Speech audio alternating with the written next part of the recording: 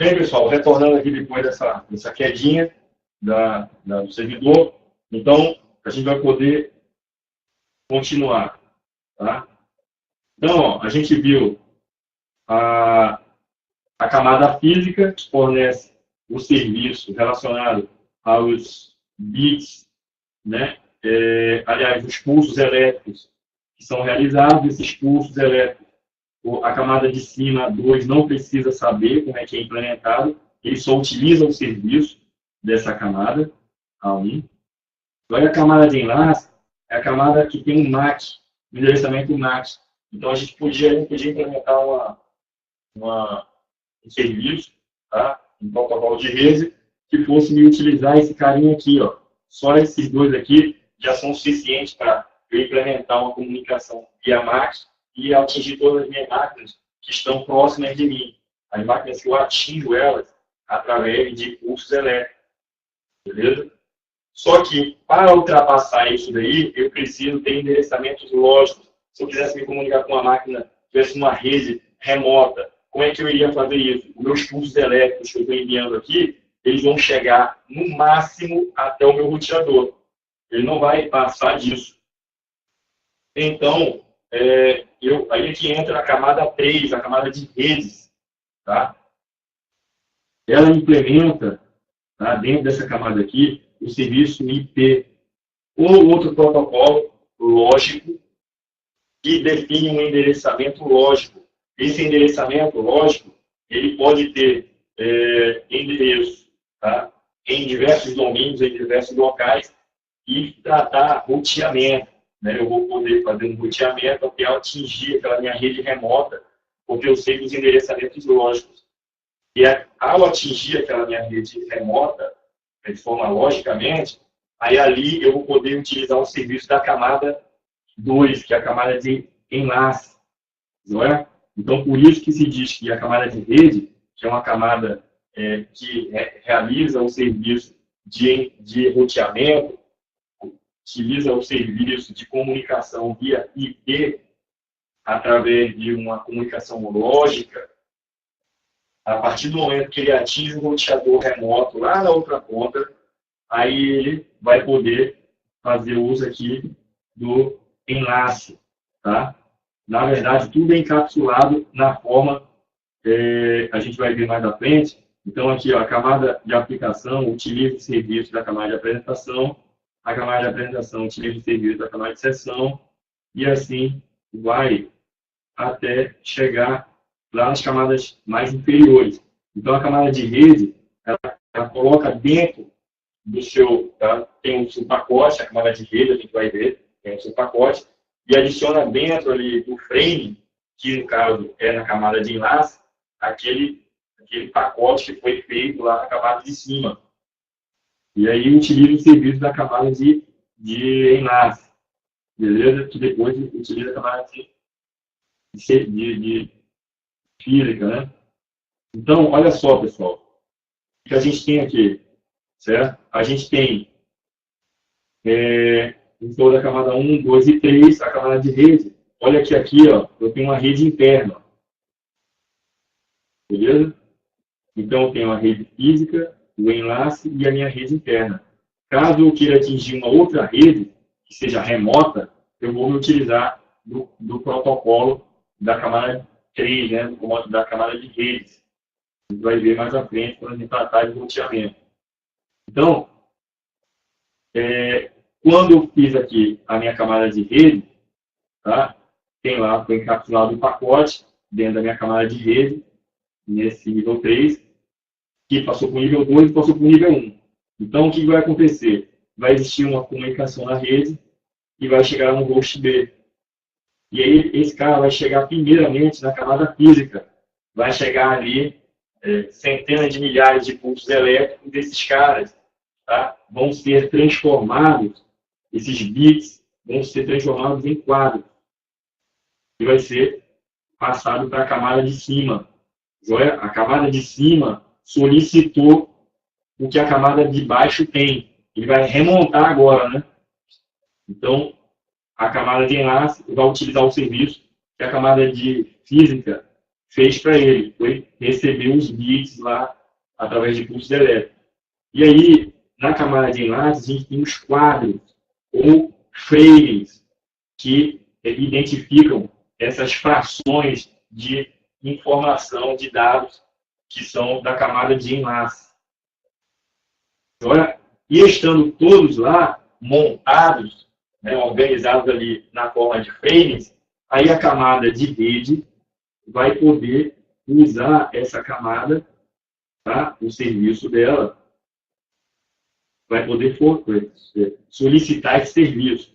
Deixa eu colocar aqui, ó, camada de rede, ela solicita esse serviço na camada lá, e a camada de enlace sobe aqueles dados para ele. Beleza? Tranquilo? Mas foi solicitado pela camada de rede o uso daquele serviço. E aí, a gente tem os pacotes. Tá? O frame virou pacote quando subiu para a camada de rede. Tá? A camada de rede, tendo lá o seu pacote, vai poder ser... tem lá os dados na forma de pacote. A camada de cima, que é a camada de transporte, vai poder utilizar esse serviço da camada de rede, porque a camada de transporte ela se preocupa com a reordenação dos pacotes, tá? Uma certa verificação de erro também, mas no nível de pacotes. Então, a camada de transporte vai utilizar os serviços que foram fornecidos na camada de baixo. Por exemplo, a camada de transporte, ele não vai se preocupar em saber o roteamento, né, como é que ele fez para chegar na rota, né, no roteador tal. Ele não vai precisar disso. Quem vai saber, isso daí é a camada 3, a camada de rede. Ele abstrai, então é uma abstração para ele. Ele não precisa saber o que é que a camada 3 se virou para poder rotear e chegar na rede tal. A mesma coisa, a camada de rede não precisa saber o que foi feito de frame, de pulsos elétricos e tudo mais. Não é? Nessa camada aqui de transporte, a unidade que é trabalhada é o TPDU, é o transporte PDU. O PDU é o Protocol Data Unit. Tá?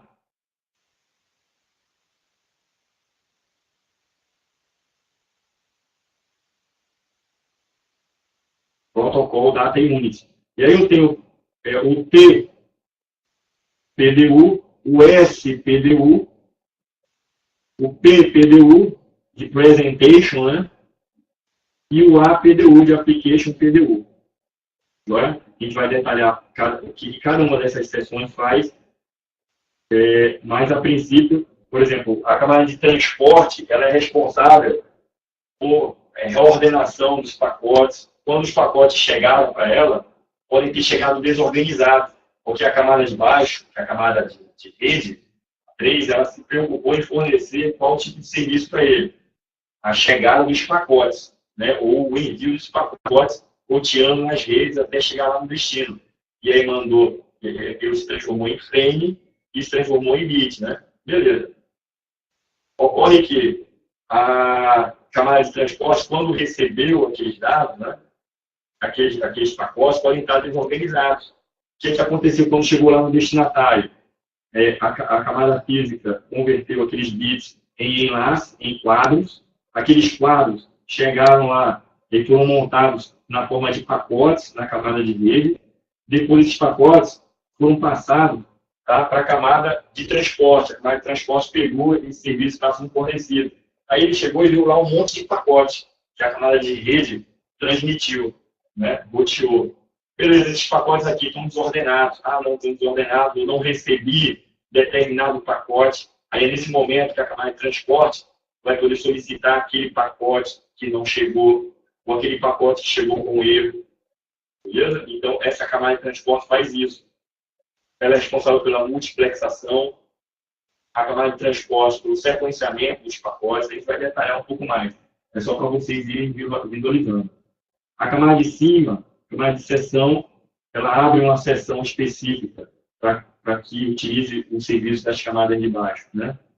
A apresentação trata de como é o formato daquele pacote, né? Ele está compactado, não está? É um pacote qual é o tipo de formato, a formatação dele. Ele trata disso daí. E a aplicação é a aplicação final lá do usuário. Beleza? Então, aí a gente viu as 7 camadas. Lembrando que aqui, ó, quando eu falo em protocolo, eu estou me referindo ao protocolo de transporte do computador A, ele ser equivalente à implementação do protocolo lá no computador B. Não é? Porque essa é a conversação aqui dele. Tá?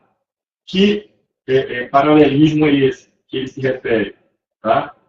A camada de transporte, ele implementa funções aqui de transporte que, ao colocar na rede e depois em pacotes, e os pacotes colocar e transformarem isso aqui em frames, e serem frames transformados em bits, ele vai chegar lá, não é? Esses bits, tá? Esses pulsos elétricos vão ser transformados em quadros, né, em frames, e depois em pacotes, né? Porque eu vou ter lá tantos frames. Esses frames equivalem a um pacote, né? Um pacote é equivalente a 10 frames, por exemplo. Então, quando ele juntar os 10 frames, é um pacote. Então, esse pacote aqui já está no nível da rede.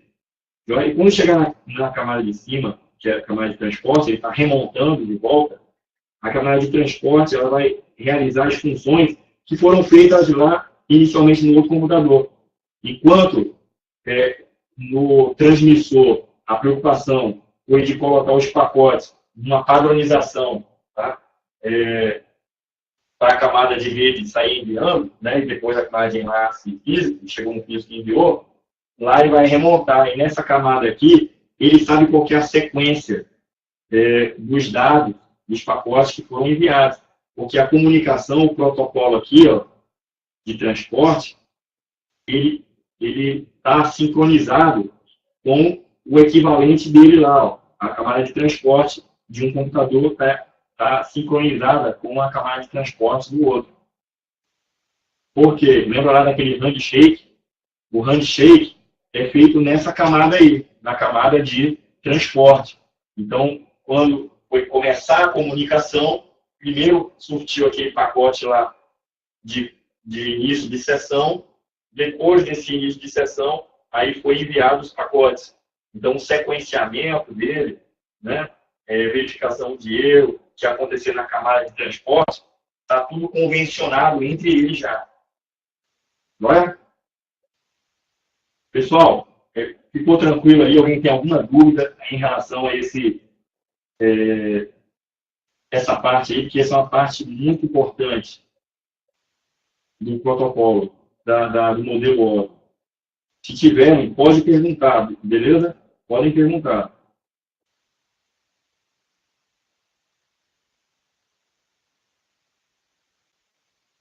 Olha só, ele é um modelo. Certo? É um modelo. Ele foi gerado para que a indústria ela fabricasse os seus protocolos baseado nesse modelo aí, de 7 camadas. A gente vai ver que nem toda a indústria utilizou esse padrão aí.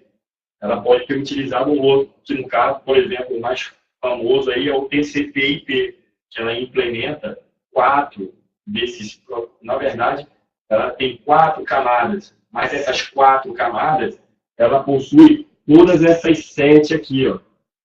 Então, as 4 camadas do modelo TCP, elas são 4 camadas, mas as funcionalidades dela, elas são todas essas aqui. Vai ter lá a funcionalidade de aplicação, a funcionalidade de apresentação, funcionalidade de transporte, de sessão, rede, enlace e física. Só que ela implementa de forma diferente isso daí. Tem menos camadas. Isso quer dizer que são 4 camadas, eu vou ter menos divisão ali de tarefa, né? Lembra daquele conceito de dividir para conquistar? Então, eu posso ter que ter uma camada daquelas ali com um pouco mais de complexidade. Quando eu divido isso daí, eu tenho uma divisão melhor da equação aí de complexidade. Beleza? A gente vai falar sobre ela. Então, ó, detalhando aí as camadas, as 7 camadas, a gente tem a camada 1, que é a camada física, é o fluxo de bits, né, pelo meio físico, é os pulsos elétricos, certo? 0, e mais 5 volts. Ou outra voltagem que represente ali 0 e 1. Não é? Então, ó, é totalmente orientado ao hardware e trata dos aspectos do link físico entre os dispositivos. Pinagem de conector, nível de sinal elétrico. Ele não faz correção de erro, ele não tem inteligência nenhuma aí. Camada 2, a camada de enlace, ele detecta e corrige erros de transmissão através do checksum. Tá? A gente tem também o FCS, né?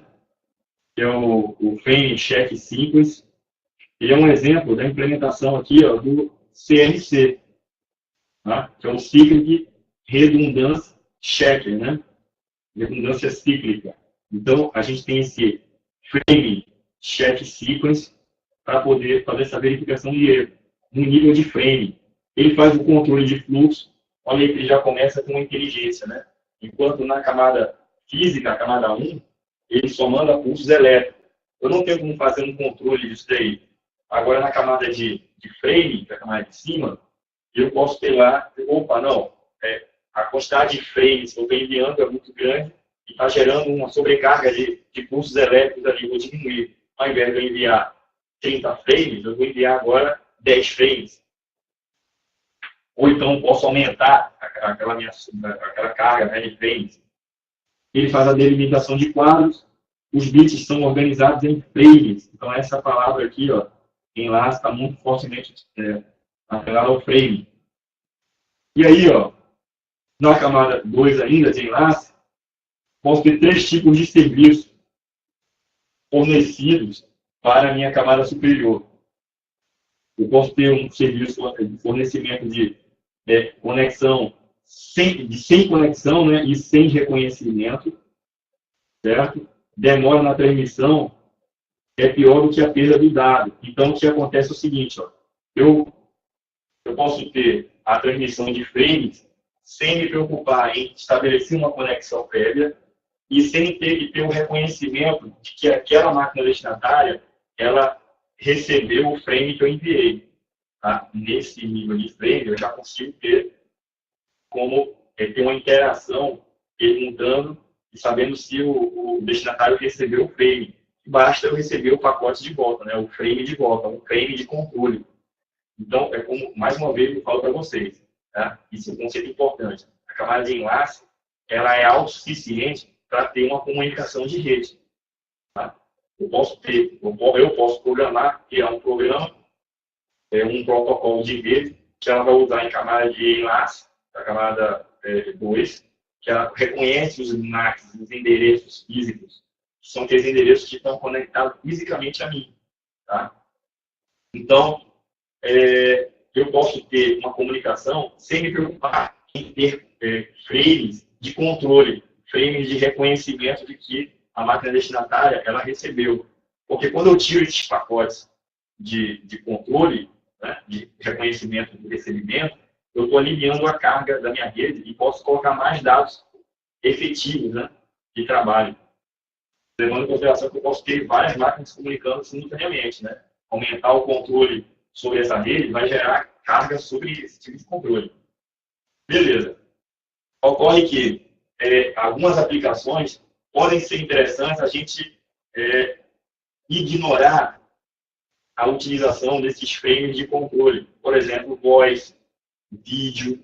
Por quê? Porque a perda de um frame ou mais de um não é tão importante. Vai dar uma paradinha ali o vídeo, pode ter alguma mais, não surte um impacto muito grande, a não ser que seja uma parada na rede, alguma coisa muito crítica mesmo, que aí interrompa a conexão. Mas fora isso, eu não preciso para vídeo e áudio ter esse controle rigoroso aqui, tá? De reconhecimento e conexão. Tá?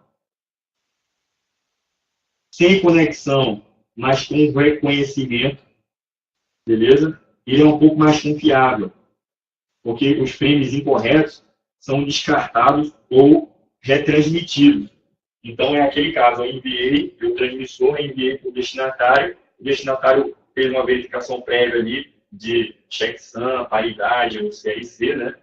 A gente sabe que a gente tem o frame check sequence, tá? O frame, e aí verificou para ele. E aí? Aí entra o paradigma, né? Vai tentar reconstruir ou vai reenviar, retransmitir. Então, eu posso não ter ele orientado à conexão, mas posso ter com reconhecimento. E aí eu posso ter a terceira opção, que é com conexão, né? Orientado à conexão. Ele garante a entrega dos quadros na ordem correta e livre de erro. Aí, a outra característica do enlace, que ele possui duas subcamadas. Dentro dessa camada de enlace, ele tem duas muito importantes. É a camada MAC e a LLC. A camada MAC, ela faz o controle do método de acesso à mídia, né? Então, ele sabe como acessar, por exemplo, uma fibra ótica, ou acessar um enlace de Wi-Fi, não é isso? Então, o que acontece é o seguinte, vamos supor o seguinte, eu estou programando um protocolo que ele vai fazer uma comunicação somente em enlace e meio físico, beleza? Só que na camada de enlace, quando eu estiver fazendo uma programação, eu tenho que dizer para ele que o meu meio físico, ele vai ser da fibra ótica. Não, ele vai ser de enlace de Wi-Fi, né? Então, o que acontece? Ele tem que ter essa preocupação. Quem faz isso daí é o MAC, tá? Endereçamento MAC. Então, ó, e também tem a camada LLC, que faz o controle de fluxo e o controle de erros. Então, tem essa divisão, cada um tem a sua atividade. Tá? A camada LLC vai fazer essa verificação de erros. Camada 3. Aí eu tenho aqui, ó, que é o endereçamento lógico, né? É aqui que entra o X da questão quando a gente quer atingir redes remotas, porque o nível de enlace ele não consegue alcançar. Ele consegue, no nível max ali, atingir as máquinas que ele está fisicamente ligado, né, num universo ali pequeno.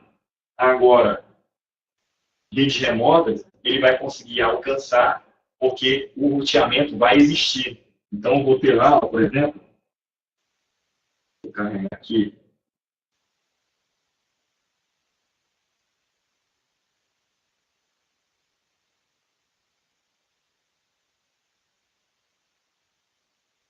famoso.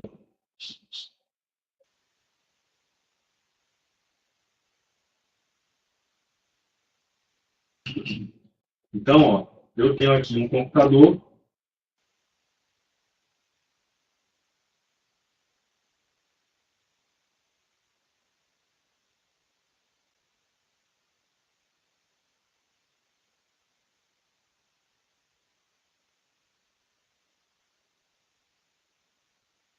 Vou chamar de PC1. E olha, esse cara, ele está me conectando aqui num roteador. Eu vou chamar de R1. Tá? R1, vou dizer aqui que tem também nessa rede, tá? Que é o meu getter, né, o roteador. Eu vou ter aqui o PC2. Tá? Então, vou colocar aqui que tem um roteador 2. Aqui um roteador 3. Agora, deixa eu ver o que mais aqui. Vou botar um quarto aqui. Roteador 4. Agora, aqui eu vou dizer que é uma fibra. Aqui um UTP, um exemplo, né? Aqui eu vou ter rádio. E essa daqui, eu vou colocar aqui também a fibra. Aqui. Tá? Esse enlace aqui é fibra. UTP. Beleza aí? Então, o que acontece? Olha só o cenário. Essas minhas máquinas aqui, se eu utilizar um determinado protocolo que ele só trabalhe até a camada 2, esse protocolo é autossuficiente para se comunicar com essas máquinas aqui, que estão na rede 1. Beleza? Mas, digamos que eu queira atingir aqui a rede 3, tá? Que tem um computador lá, que eu vou dizer aqui que é o PC3. O que acontece? Os pulsos elétricos, eu não posso fazer com que ele faça essa viagem aqui, ó, até chegar lá. Tá? Porque imagine na internet a gente ter cada computador mandando pulsos elétricos para atingir uma rede remota. Não tem isso. Então, aí é que entra a camada 3, né? O endereçamento lógico. O famoso IP. Ou outro protocolo que garante roteamento. Então, o que é que vai acontecer? Esse PC1 aqui vai mandar, vai querer se comunicar com essa máquina aqui, da rede 3, mas para que ele alcance, ele vai se utilizar de um protocolo lógico, que é o IP. Então, o IP da máquina, qualquer um IP, tá, da máquina do PC1, vai chegar aqui no roteador, joia? O roteador vai ter que escolher qual que é a rota que ele vai tomar.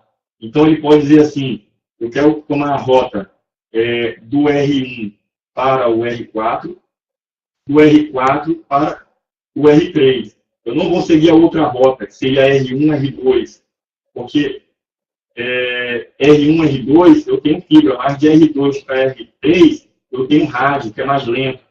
Então, se ele tomasse esse caminho, R1, R4, R3, seria a princípio mais rápido. Beleza. Então, quem vai tomar essa decisão?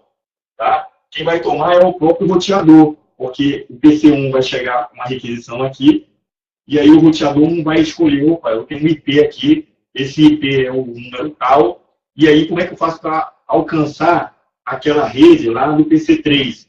Aí ele vai decidir se ele manda para cá, para o R2, ou se ele manda aquele pacote aqui para o R4. Mas aí ele vai mandar sabendo que aquele pacote ele vai chegar lá no roteador 3 de todo jeito, ou por uma rota ou por outra. Tá joia? E aí, em chegando aqui no roteador 3, o roteador 3, no nível da camada 3, ele vai chegar e vai poder dizer, opa, o IP tal, ele corresponde a um endereçamento max. Né? Aí entra aquele conceito do ARP, tá? O Address Resolution Protocol, e do RARP, tá? Que é o reverso. E aí ele vai poder chegar e mandar um broadcast e encontrar quem que é o endereçamento MAC da máquina PC3. E aí ele vai e consegue. Lembrando que a gente está sempre utilizando aqueles protocolos. Até agora a gente fez o exemplo aí, utilizando camada 3, 2 e 1. Então a gente viu que a camada 1 ela tem uma limitação. A camada 1 é bits, sinais de pulsos elétricos. A camada MAC é sinais de acesso à mídia, certo? Que pode ser uma fibra, pode ser um enlace de rádio, pode ser, né? Mas ele tem uma limitação, tá? Do domínio de broadcast, a gente vai estudar mais na frente. Mas para alcançar redes remotas, eu preciso ter esse endereçamento lógico.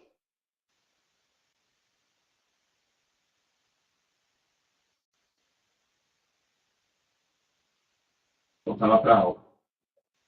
Tá? Então, ó, a camada 3 vai realizar o roteamento.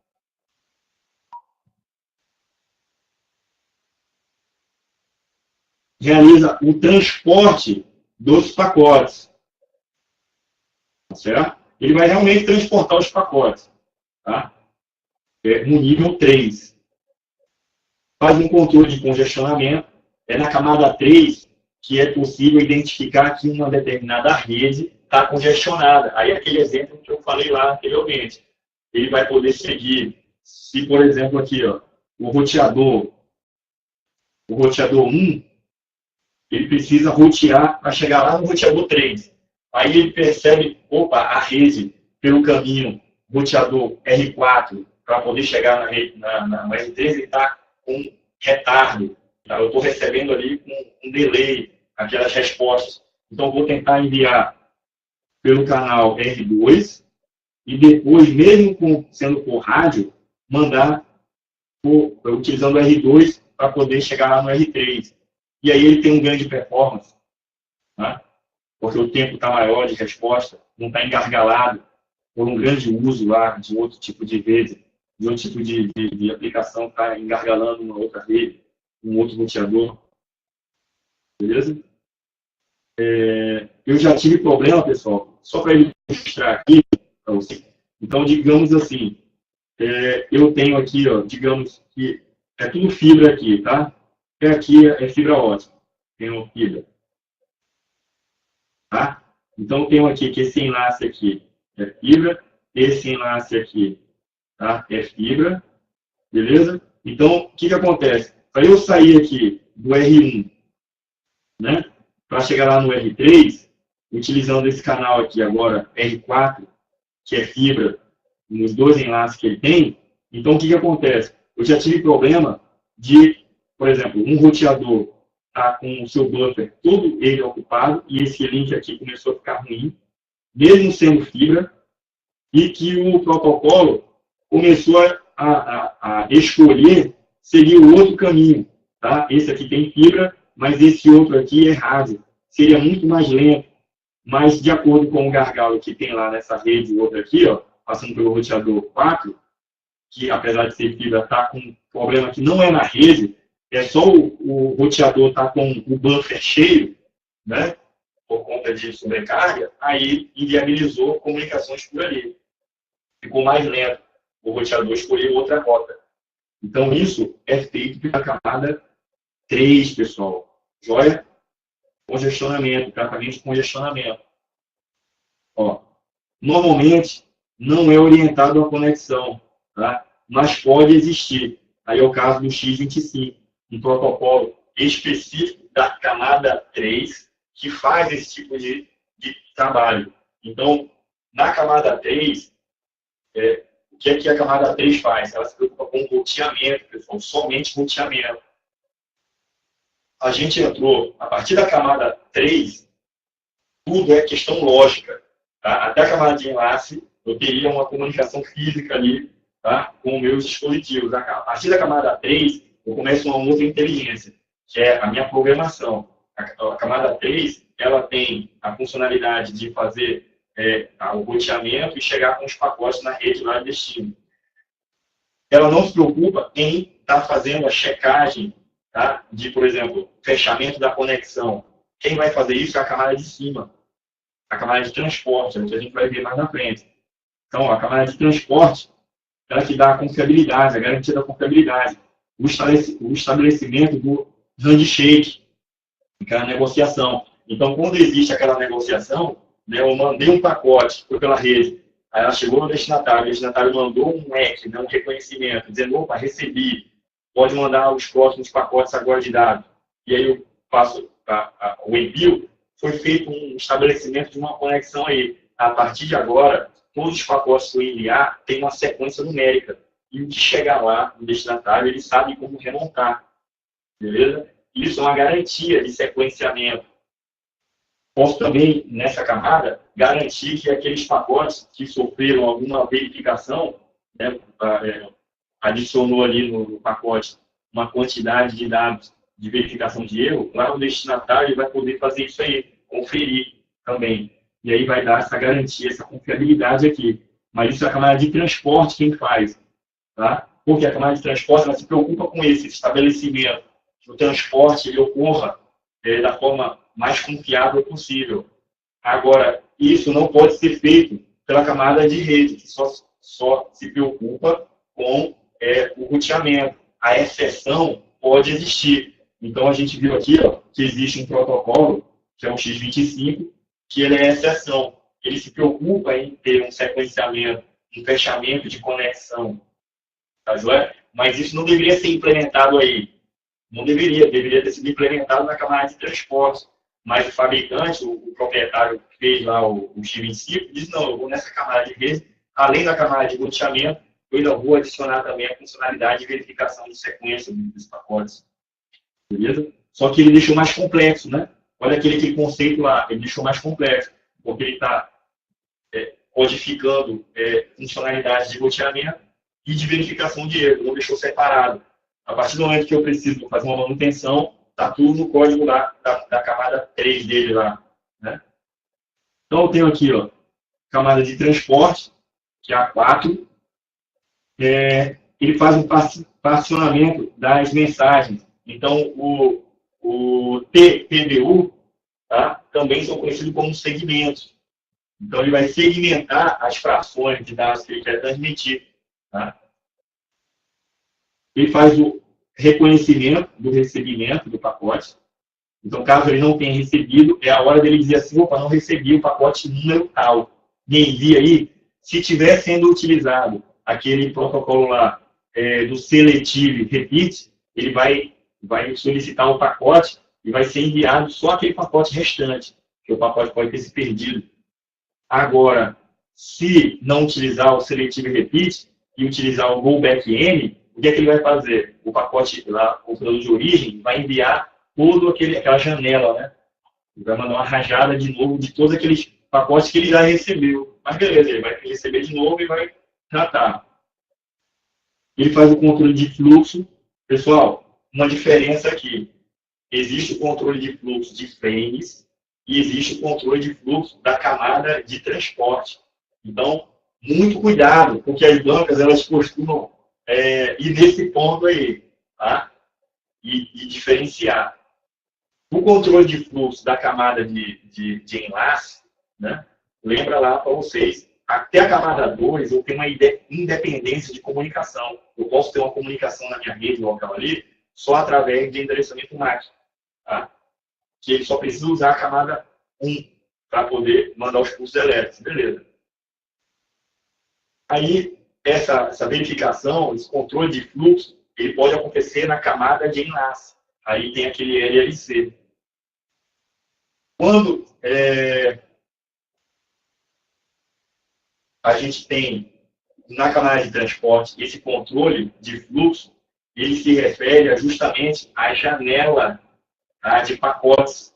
Então, lembra lá que ele faz o handshake, o estabelecimento da conexão, abertura da conexão, verificação, reconhecimento, ele recebe o pacote de reconhecimento, estabeleceu a conexão, a partir dali, todos os próximos pacotes vão ser enviados de forma sequencial.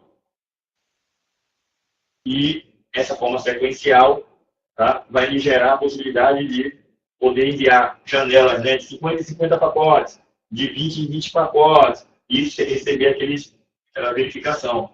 Caso eu esteja enviando de 50 em 50 pacotes, e aí está me gerando sobrecarga na rede, a minha máquina de destino comece a me falar assim, opa, estou começando a perder muito pacote, muitos dos pacotes estão perdendo, e eu estou te solicitando para você me transmitir de novo aqueles pacotes, ou na forma de selective repeat, né, só aquele pacote, ou então a janela toda. Então, se ele estiver pedindo para enviar toda aquela janela de novo, o que é mais fácil? Ele está perdendo um só pacote. Olha só, ele perdeu um só pacote dos 50 e está pedindo para enviar toda aquela fração daquela janela de novo. O que é que eu posso fazer?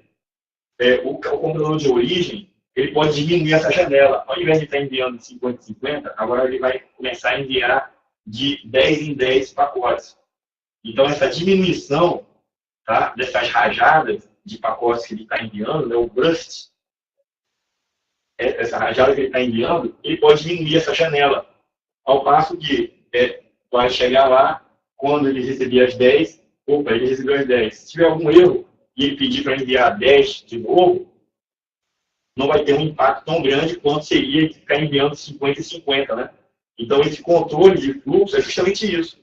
Mas em qual nível que está acontecendo? No nível de transporte.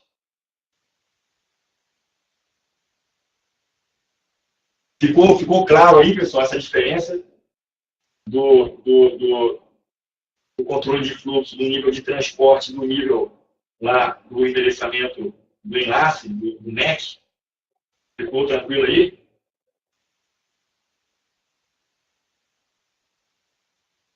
Agora, camada 5, camada de seção. Então, ele vai ser responsável pelo estabelecimento de uma seção. Tá? Então, se a seção for interrompida, aí ele vai poder solicitar aquela conexão. Novamente, aí, uma pegadinha que costuma cair na prova. É diferente o estabelecimento de uma seção feita pela camada de seção e aquela que é feita também pela camada de transporte. A camada de transporte ela faz uma seção, ela estabelece uma seção de comunicação com a origem e destino. Porque quando eu faço o handshake, na verdade, é justamente esse estabelecimento dessa confiança, né? Dessa comunicação. É uma seção, né? Entre aspas, é uma seção. Então, muito cuidado quando ele falar isso daí, porque nas provas, quando ele coloca assim, né? A camada responsável por estabelecimento de uma seção, controle de fluxo, né? Verificação de erro, tal, aí ele já está tentando se referir à camada de transporte. Mas quando a questão ela fala somente, exclusivamente na questão de uma seção, tá? De restaurar uma seção, e não associar isso a um controle de fluxo, a uma verificação de erro, a sequenciamento de pacotes, ele está se referindo à camada de seção. Então, vamos fazer um exemplo aqui. Por exemplo, um login. Só lembrando que a gente está subindo nas camadas e a gente está se aproximando da aplicação, né? Lembra aí? A gente está subindo, né? Camada 5 já. Então, o que é que eu posso ter aí? Eu posso ter um banco de dados, fazendo uma sessão, uma comunicação, né? Eu, o cliente e o servidor, foi feito ali uma comunicação, todos os pacotes estão sendo carregados, né? Nos seus níveis abaixo, a camada de transporte, rede, enlace, física. A camada de transporte está realizando as suas atividades ali. A camada de seção, ela não se preocupa com o que está sendo feito ali. Se está se preocupando com sequenciamento, com verificação de erro, retransmissão de pacotes. A camada de seção não se preocupa com isso, ela não enxerga isso. Mas qual que é a funcionalidade dela? É estabelecer uma seção virtual, né, no nível de aplicação. A aplicação como banco de dados, é o meu login com a minha aplicação ali, o meu servidor, certo? Essa seção no nível de aplicação. Aí, ó, já começa uma interação com o usuário já quase, né? Então, tem aí, ó, controla a sincronização das conexões abertas. Então, ó, controla ou prioriza os acessos, beleza? Ó, garante a integridade dos dados sensíveis, conexões com o banco de dados. Então, por exemplo, tem alguns serviços que eles exigem que seja estabelecida uma seção, um nível de seção, né, dessa camada, a camada 5, para que seja feito um controle. Caso ocorra uma desconexão ali, certo? O usuário ele perceba, opa, caiu a conexão aqui com o meu banco de dados. Então, é essa seção que vai se preocupar com isso. Na camada de transporte, ele não vai se preocupar em estar transmitindo essa informação para o usuário. Ele vai resequenciar, ele vai pedir de novo os dados, né? Os pacotes podem ter chegado na forma não correta, na forma não sequencial, né? Mas ele, como ele tem a numeração, ele vai poder reordenar. E caso esteja faltando algum pacote, ele vai solicitar, tá? Para a origem de novo. Mas essas seções que são feitas no nível de transporte são ali do nível de transporte para o controle dele. Agora, no nível mais próximo do usuário, que é a camada de seção, aí é o estabelecimento de algo que é visível para o usuário. Se não existir aquele sincronismo, o usuário vai perceber, opa, está afetando aqui a minha aplicação. Beleza? Ao passo que eu poderia ter, sim, uma aplicação que tenha muitos erros na camada de transporte, tenha reordenação, tenha solicitação de retransmissão, mas que para mim, usuário, não tem nenhum tipo de problema. Aquela perda de pacotes, retransmissão de pacotes, né? Só lembrando aqui, ó, por exemplo, uma aplicação de vídeo e áudio, não é importante para mim saber se está sendo feito pacotes, aliás, se os pacotes estão sendo perdidos, né? Não é importante para mim, mas a camada de transporte, ela é quem trata disso daí. no caso, é uma transmissão que não tem garantia, é não orientada à conexão, né? Essa que não estabelece a nossa a necessidade de pedir retransmissão. É áudio e vídeo, mas a camada de sessão não precisa estar sabendo disso. A gente vai detalhar mais essa parte aí, viu, pessoal? Só falando da camada de transporte e da camada de rede também, né? São camadas importantes. Camada 6, a apresentação. O que é que ela faz? Ela define uma tradução, define o formato das mensagens. Então, ó, parte de criptografia de mensagem, conversão de padrões, né, de aritmética, de reconhecimento de caracteres. Então, tem o ASCII, o ANSI, o EBCDIC e outros. Ele faz a compressão de dados. Então, toda vez que caiu alguma questão de prova que ele se refere a qual que é a camada que é responsável por um determinado tipo de formato de dados, né, ou compressão, criptografia, se você for analisar friamente, todas as outras camadas que a gente já viu até agora, nenhuma delas cita nenhum tipo de comportamento de verificação de padrão de dados, né, formato de dados, nenhum. Tá? Como a gente já está se aproximando do usuário, olha só isso daí, pessoal, a gente está se aproximando do usuário. Então, já começa a ter aquela interação com ele. Ele já precisa saber o formato do dado, o tipo de padrão, né, o tipo de se é compactado ou não. Beleza? E a aplicação vai ter que receber trabalhar com isso daí. Porque se eu enviar um pacote na minha rede, que ele vai chegar lá no destinatário, quando ele for remontado, né, no processo reverso, camada física, enlace, rede, transporte, sessão, apresentação, chegou lá, pum, opa, aquele dado que eu recebi ali chegou, mas nessa camada de apresentação não tem a implementação que me garante fazer uma leitura no formato ANSI. E aí? Aí o programador que fez aquela aplicação para a rede, ele se preocupou na camada de apresentação trabalhar com conversões que dê para ele essa possibilidade de trabalhar com ASCII, com ANSI, ou com todos que pretendem fazer aquela comunicação com aquela aplicação dele. Porque se algum cair fora, também vai dar erro. Beleza? Tranquilidade. E aí, por fim, a camada 7, que é a camada de aplicação.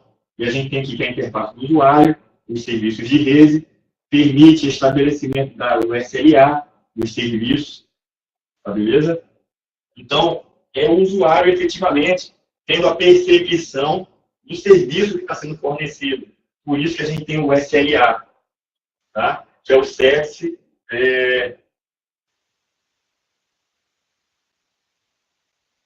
SLA, Service Agreement, né? Service Level, pessoal. Eu dei um branco aqui. Service Level. Service Level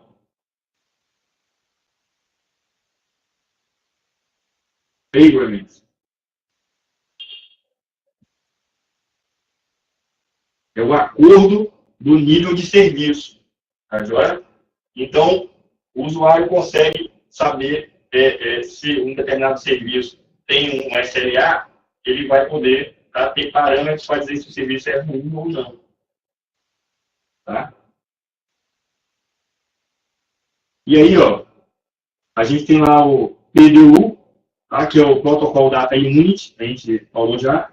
Na camada física, a gente tem o bit. Na camada de enlace, o quadro, o frame. Na camada de rede, pacotes. Na camada de transporte, segmento. Na seção, são informações, tá, de aplicação. Aqui, ó, é a informação da aplicação. Não tem um protocolo Data Unit específico. Beleza? Ele pode, às vezes, chamar de SPDU de A. Aliás, é PDU, porque é presentation, né, em inglês, é o presentation, a apresentação, e posso ter o application PDU. Não é? Esse segmento aqui também pode ser chamado de PDU.